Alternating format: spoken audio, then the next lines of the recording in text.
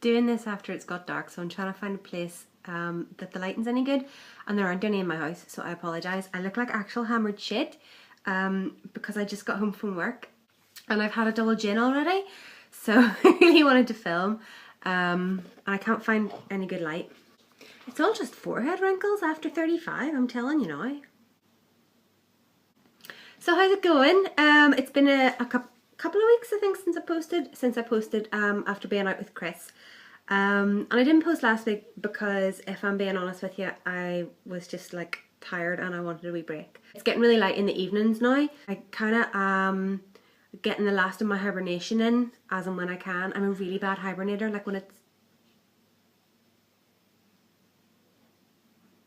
One of the cats has a hairball. When it's really dark, I hibernate really, really badly. So there's been nights where I've been coming home from work and it's like, I don't know, like 7:30 at night, and I've just got into bed and gone to sleep until the next morning, and then like got really worried about myself in case I'm ill. But I think I'm just lazy and tired and old now. And I've been watching Forensic Files. Forensic Files is really good. They're only like 20 minutes each, but there's like 10 series and there's like 40 episodes per series, and the guy that narrates them, like when I first watched it, his voice really fucking irritated me, but now I find it really soothing. And I'm going through this weird phase at the minute where I keep waking up at 4 in the morning, like just wide awake, probably because I'm going to bed so early and not being able to get back to sleep. And I just put Forensic Files on and let the guy lull me back to sleep. I haven't really got much to tell you. I'm actually out standing in my hall at the minute because it's the best source of light in the flat right now. I've got you stood up on a bookcase, which is like the perfect height for me. So you can see my horrible, messy airing cupboard in the background. For shame. I'm waiting for the summer to come. I'm excited for the summer to come. I've been having like a little standing lunch date with my friend Luke over the last few weeks on a Sunday, which has been really, really nice. Luke and I met each other when we worked in the call centre together. We've stayed friends and we've been going out for like lunches and coffees and the cinema and things like this. And I think we're going to go out for drinks, like properly drinking, in a couple of weeks' time, after we get paid in March. I might force him to come over and do a like get ready with me video, but get him really pissed at the same time and then ask him really invasive personal questions for my own amusement. I'm actually going out in a couple of weeks' time to a friend of mine's engagement party, but it's like on a Saturday night. It's going to be really hard for me to stay awake because my bedtime's 7:30 p.m. now. And I've just been kind of, like I said, I've just been hibernating in my little cave of sin. Cave of... It sounds like a really bad name for your vagina. Cave of sin. Den of iniquity. Off topic. So I started to look at maybe buying some new clothes. I was really like, oh god, I better get like a nice top, or you know how it is when you go out to a nice event these days, it's like jeans and a nice top. And most of what I have to wear is either like men's t-shirts or my work clothes or really weird crazy goth clothes. I mean, look at this. This is normal everyday wear for me. And like I was downloading some of the apps that you get for your phone so that you don't have to go out and shop in the world, because that's always hateful. I downloaded the one for Forever 21. I've never bought anything from Forever 21 before. Somebody's bought something from there for me. So I'm scrolling through, looking at the clothes. And of course I always like aim for the plus size first. I know I've said before once or twice that like there's a whole lot of Suzie, but in UK sizes I would be around a size 20. And I was scrolling through looking for like a nice top or something like that. And the thing about Forever 21 that really surprised me was that in their plus size range, it's actually plus size girls who are wearing the clothes. And this is one thing that always pisses me off about clothing sites, whenever they like use the term plus size to describe anything. And I don't mind being described as plus size, that doesn't offend me in any way, you know, any more than it would offend me as being described as petite if I was petite. It's just a term. But a lot of the places that you buy clothes from, when they advertise the plus size clothing, it's by like a size 14 girl, maybe a size 16 in a push. And you always end up thinking, oh wow, that looks really nice, and then you try it on you and you're like, oh, it looks like a fucking sack.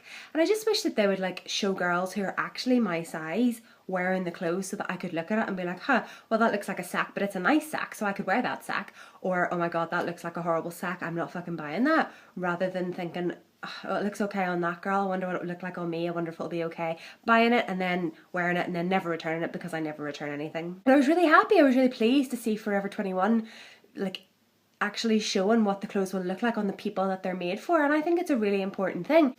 I mean, as I say, I have no problem with being termed as a plus size woman because I am a big girl and I like, you know, but I don't understand why they put the plus size clothing in a separate place in shops, you know, and like a lot of clothing doesn't go up past a 14 or a 16 or an 18 in certain shops, but if it does, you know, they put it in like a whole separate area. Like the New Look across the way from me used to be like on the ground floor with all the other girls' clothes, but just sort of in the corner. And now they've moved it upstairs altogether and it's a tiny, tiny range. And like a lot of the time the clothes are really ugly. And I just don't understand why they would do that. I don't understand what is the thing about being plus size that people don't want it near the normal size people clothing in case we get our filthy fatness on you or something like that. I mean, I don't understand why you can't just have one piece of clothing in all the sizes on the rack at the same time. What would be the issue with that? Are you worried that you're going to catch fatness from touching a size 22 top or something like that if you're a size 12? You know, it's like they want to shame you by putting it in a separate place, or they want to hide you and not make you feel part of the actual clothing experience. But like, oh God, you're a fat person, yours are upstairs. I've always been a big girl. I've always been fat, essentially. I've always been a big, big person. Now, the smallest I ever got to was a size 12, and the biggest I ever wore was a size 36. And, you know, when I got down to a size 12, it was a really big struggle. It wasn't something that I was able to maintain, and that's how I ended up becoming bulimic. That's how I ended up developing an eating disorder, because I was so desperate to hold on to this ideal size that I had, you know, found myself at mentally, that I thought, God, the only way for me to do this is to not eat. So I stopped eating, and then when I couldn't not eat anymore, I ate and ate and ate and then made myself be sick. And eating disorders aren't necessarily about food or about weight, but for me it was about wanting to fit in and wanting to not lose this, you know, equilibrium of suddenly being accepted in the world and in shops and being able to walk in and buy something off the rack that I had suddenly found myself at. And it was panic and it was terror, and that was how I controlled it. And, you know, I mean, nobody wakes up and thinks to themselves, I'm gonna get fat. Okay, that's not true. There are some girls that do that and they like get paid for it on the internet. I don't really understand that. That's a whole different thing. I don't have that mentality, so I can't really comment on that. But for me personally, I didn't wake up one day and be like, hey, yeah, I'm gonna like get really fat. That's what I want to do with my life. It just kind of happened gradually. I just kind of woke up one day and I was really big. But I've always been chubby. I've always been big, even from when I was born, from like when I was growing up. I've always just been a bit bigger. And then for me, I used food as an emotional crutch to make myself feel better if I'm sad. And I mean, the reasons for that I can't even get into right now, because I'm not even sure that I know them all myself. And yes, I've come from the background of divorce, and yes, I'm not necessarily close to my parents, or yes, I'm, you know, all these different things. But that's, you know, proper therapy is probably going to be needed to work that one out. But for me, food was an emotional crutch and an emotional trigger. And if I was unhappy or happy or anything, I would use food to cheer myself up, or I would use food to celebrate for things. And there's lots of people out there who are like that. And, you know, I'm at the stage now where I'm in recovery from my eating disorder. And I have gained back a lot of the weight that I lost in my eating disorder, and maybe it's because I eat more now. My body doesn't know how to cope with it. My body doesn't know what its natural weight should be, because I never gave it a chance to find out. I don't know. All I know is that when I try to diet as such, the little trigger in my head that goes, you're a fat bitch, you shouldn't eat, you should make yourself sick, instantly goes off. And all I can do for myself now is try to make the right choices for myself every day. And sometimes the right choice for myself is a chocolate bar. Sometimes the right choice for myself is a packet of crisps. Sometimes the right choice for myself is none of those things, and that's normal. That's how normal people go through life. That's how normal people eat, and I'm learning how to eat normally, but that doesn't necessarily mean that I'll ever become thin. And I've got to learn to accept that, and the world has got to learn to accept that. I'm not always going to get it right. And I've been through so much with food in my life that I can't just constantly diet. I've been dieting since I was 12 years old, and I'm 36 this year. I cannot diet for another 25 years, not enjoying myself, hearing the voice in myself that says that I'm too fat and I'm not able to be loved because I'm fat, and I'm never going to be loved and I'm never going to get it right. You know, I can't do that for another 20 odd years. And if I've got to be a fat chick just to be happy, then that's okay. That's what I'm going to have to learn how to do. And I feel like it would be better if people just learned that it's not as easy as all that for people to go out and lose weight. I mean, there are a lot of people out there who really, really hate fat people, like really hate fat people. But nobody set out to become a fat person. It's not like, you know, this is a choice that we've made for ourselves as such. Yes, it is a consequence of some of the choices that we've made, but it's not the end result that we wanted. Do you know what I mean? And I can't apologise for that anymore. I can't spend the rest of my life apologising for the space that I take up in the world.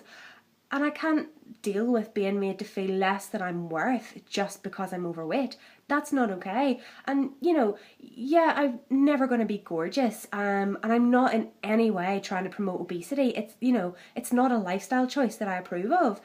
But unfortunately, some people do have to deal with it. And we are trying. I try every day to make the right choices, but I can't go through life restricting every tiny little thing that goes into my mouth. It's made me so miserable for so many years. And I mean, I also don't want what I'm saying to be confused with body positivity, because that's a whole different thing. I do not feel like I have a gorgeous body. I do not feel like I'll ever look at myself and think that I have a gorgeous body, even if I do lose weight again. I think the best that I'll be able to hope for is just to be allowed to live in a state of neutrality, of not having to hate myself anymore, you know? And I mean, I've hated my body, I've hated myself for most of my life, and it hasn't helped make me thin. If anything, it's just made me more miserable and more ill. So, you know, I just have to try and be healthy and happy and, you know, just live my life. I just want the peace to live my life and to be able to enjoy my life. And I don't want to have to be sitting in the bar having drinks with friends and thinking this drink's 75 calories, this drink's 104 calories, and adding it up in my head anymore. I can't go on like that. I mean, who lives that way? Do you know what I mean? And like, it's constantly all around you. It's constantly all around you when you're big. You've got to lose weight and be thinner and be better and apologise for the fact that you're fat in the first place, and try to not enjoy what you can out of life. You know, you're not allowed to promote the fact that you might be okay with yourself when you're fat, because that's not okay. It's not okay to be fat. And yes, okay, it can cause health problems, and yes, okay, it, you know, may not be the most attractive looking thing in the world, but can I not just be allowed to live and buy clothes and, you know, not have to constantly make excuses for the way that I look? If you don't like it, that's fine, that's your prerogative, but just let me live, you know? And I did see something quite recently about, I don't know why I was even on this forum. I was on some bodybuilders forum, and they were like, ugh, my dick wouldn't even get hard with a fat chick. That's okay. My dick probably wouldn't get hard with a really buff, muscly guy, because I think that looks kind of strange. That's my personal opinion, but I'm not going to go on a forum and be like, oh my god, they should fucking die. And this is some of the stuff that I saw on the forum. It was crazy, absolutely crazy. So I just wanted to do a huge shout out to Forever 21 for allowing normal people in their normal bodies to see a reflection of themselves. And I'm always going on about this. It's so important to see a reflection of yourself in the world. Yeah, okay, you might be fat, and yeah, okay, it might cause you health problems, and yeah, okay, it might not be what the world wants to see, but you're allowed to be happy, okay? I'm allowed to be happy, and I'm constantly trying to not just hate myself. I'm never necessarily going to love myself, but I cannot hate myself anymore. It's too much. And for anybody who bitches about healthcare and all that kind of stuff, I mean, I pay my taxes, I pay into the healthcare system, I'm allowed to get something back out of it. And if, you know, I'm a bit of a nihilist anyway. If I die young, it's my time.